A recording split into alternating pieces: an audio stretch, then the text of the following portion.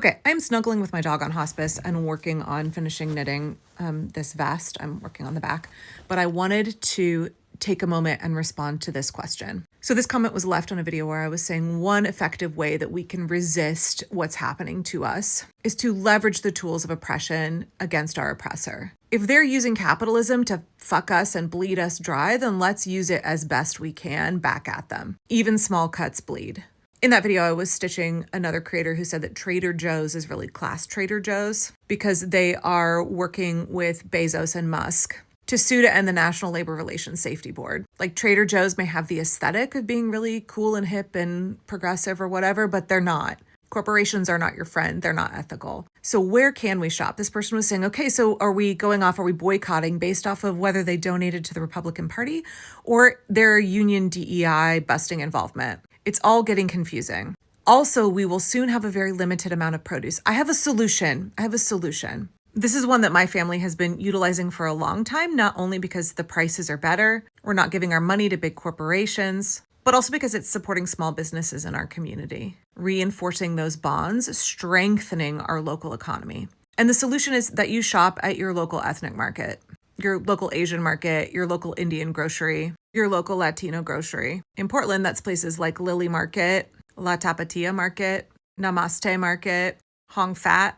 Produce is fresher, better quality, cheaper. There's a more diverse selection, and you are supporting small local businesses, usually owned by local immigrant families that employ local immigrants. In permaculture, we say the problem is the solution. So if the problem here is that we can't shop at the big box stores, even the trendy ones that cater to us like Trader Joe's, how can we turn that into a solution? How is this an opportunity to make more connections in our community, to expand our diets, to support small local businesses, to help our entire community be more resilient and to better resist, and also eat better in the process?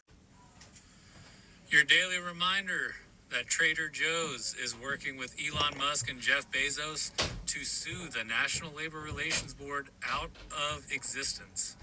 They're calling it unconstitutional. They're trying to get rid of the National Labor Relations Board to undermine workers and workers' rights in the United States.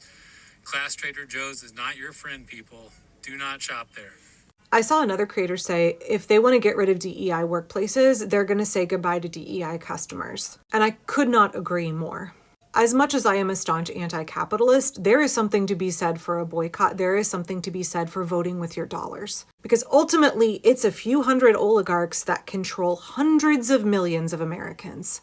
And I think it's really important for folks to remember, especially folks here in Portland, a city whose residents love to look and feel really progressive, to remember that just because a company has aesthetics that appeal to you, that they know how to pander to what you like, your values, your lifestyle, that does not mean the company actually upholds those same values at all.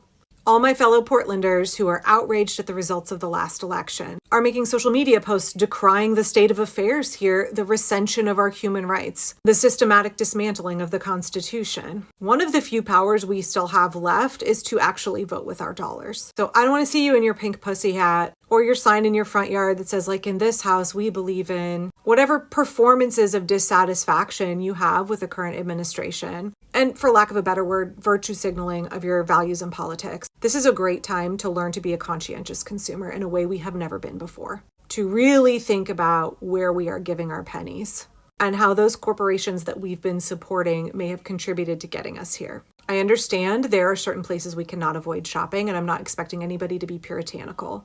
In the spectrum of good, better, best, let's try to at least access the good. Do we need to shop there? Do we need to spend our pennies there? I don't know about you, but I'm doing my best to not spend in 2025, however I can. And the places I am putting my money.